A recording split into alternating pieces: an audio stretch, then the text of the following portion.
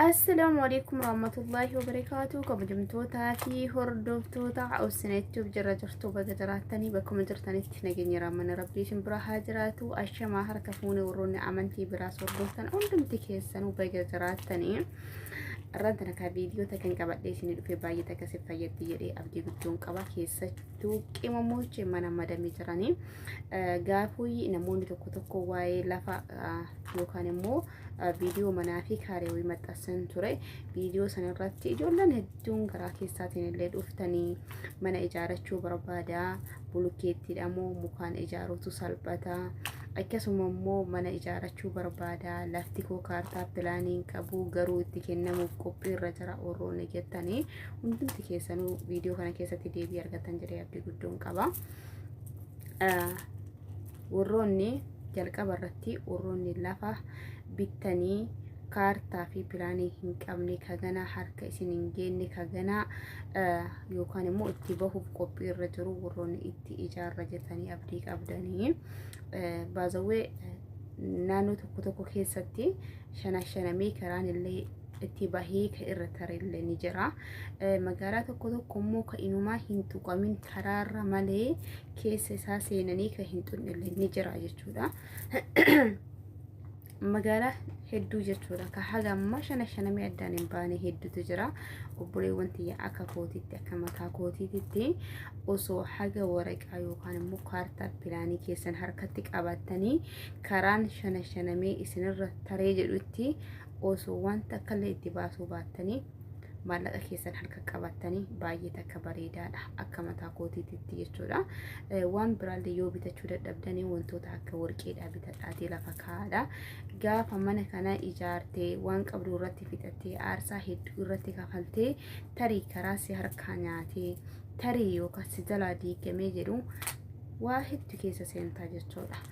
Akkasuma osoo immoo manneen diigamaa jiru osoo haalli jireenya biyyaa haala ulfaataa kana ta'u osoo argitanii maallaqa keessan baastanii ofittiin taphatinaan isinin jira. Hordoftootaa fi kabajamtoota kiyya ijoollee hedduudha argaa jirtanii miidiyaa kanarratti bahanii dubbatanii namni isaan argaa hin jiru malee ijoollee hedduudha keessi isaanii ka gubate ka hoggaa 6-7 xaaree waan dalage achirratti aarsaa kafalee jechuudha. Dhugaan isinin jira. باية كانت رقامة وايدي كمان هاي يادة جتور الحمد لله رب العالمين جرو فياك أبعثني تلاقتني في مجالاتي كموان تقول يوم منين لينو ما تيساني الحمد لله جرو مو جوردين هوجا جاها تربة تارني إجارتني harka waan qabasan manarratti jechuudha. Uduu muni takkati baankii irra hin kaatini waan qabasan manarratti fixanii manni jalaa diigamee ammaan tana والله هلا وفاتا كيسة دراني جولة هيدوتو جرا الحمد لله كيسة جولة بيجا غلاني اتقالاني إسان اتقالاني توربي لما جيا تكا إساني جهاني من إساني الرتدي كمي جرا جتورة جولة بيجا لما جرتا كتكو چانسي ويك أبدي ماليد أبي نمني يوفياك أباته وان هوغا جها تربت أرتكان ربين هوغا تكالما كيسة بكبوزو دندا تريمو دلغتي وان ديكوتين دلغتوي يوكان مو مكسا ويك أباتي قلو دنديتي jechuudha. Namni biyya namaa jiru ijoollee biyyaa baatee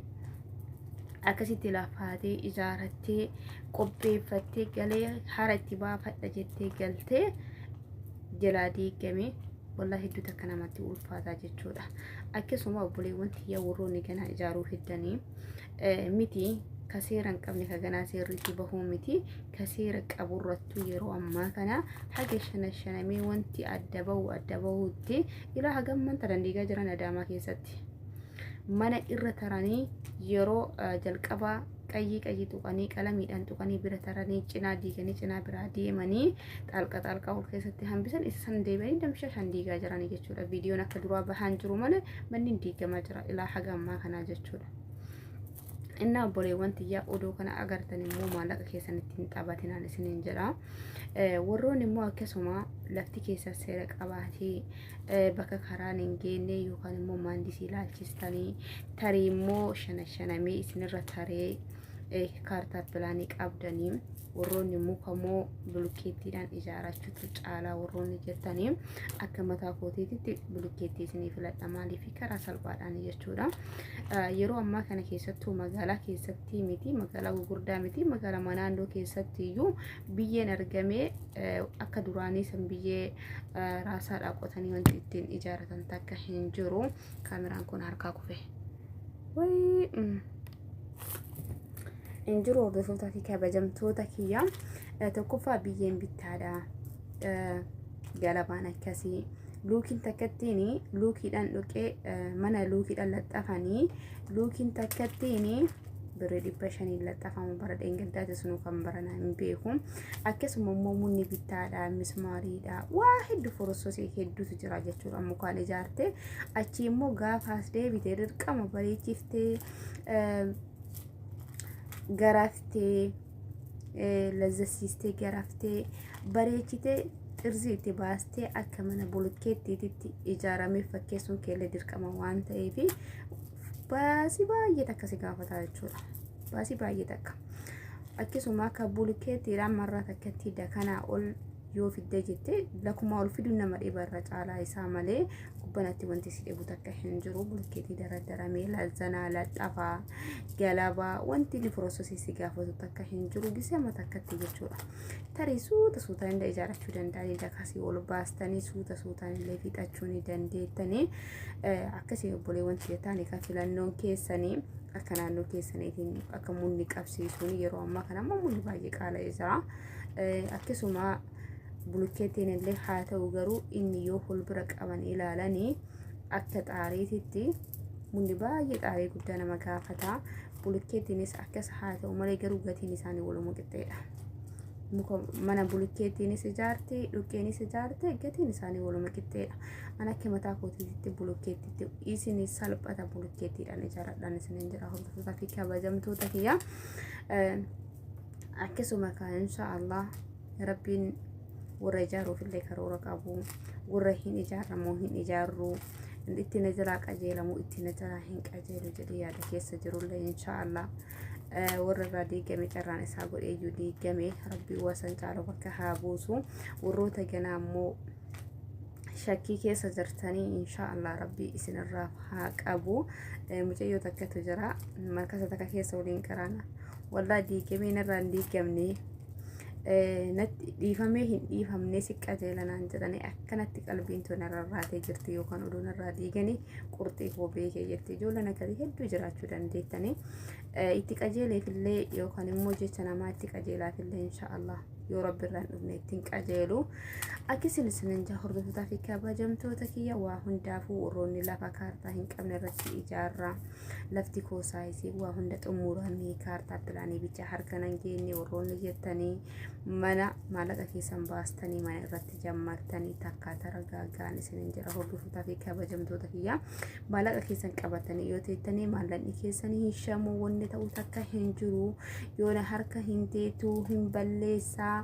Tarii maatiin nagaafataa tarii waa rakkachuu danda'a maatiin rakkachuu danda'anii osoo maallaqa harkaa qabu maatiin koo yoo rakkate garaan koo nan danda'u jettanii nama biraatillee maallaqa yoo kaatan nama wal dhabanii yeroo ammaa kana maallaqa keessanii harkatti qabatanii fi danda'a bitattanii irra caalaa duudaa bitattanii baay'ee takka barbaachisaadha. Maaliif yeroo barbaadan asitti illee gaddeebistanii gurgurachuu ni dandeettan akka barbaadanitti. Inna kanaafuu obboleewwan tiyyaa akka mataa kootiitti akka yaada kootiitti mana osoo yeroo ammaa kana jammaruu baattan diiqoo irratti ilaaltanii baay'ee takka bareeda natti fakkaata.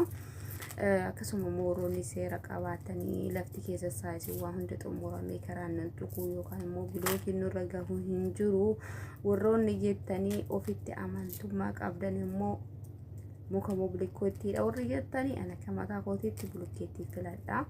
Akkasiin isinin jaa hordoftoota fi kabajamtoota kiyya waa hundaafuu inshaallah nama kaayyoo biyyaa bahee guuttatee biyyatti deebi'u rabbiin nu haa taasisu. Warroota mana jalaa diigamillee rabbiin wasan caalu bakka haa buusu. Ka ijaarachuu barbaadullee inshaallah akkasi feetanii olitti rabbii isinitti haa ijaaru. Viidiyoo kana akkuma isin bira ga'ee share like gochuudhaan subscribe gochuudhaan maatii naaf taana jajjabeessan isinin jaa hordoftoota fi kabajamtoota kiyya inshaallah gaaffii feetanis na gaafachuu ni dandeettanii.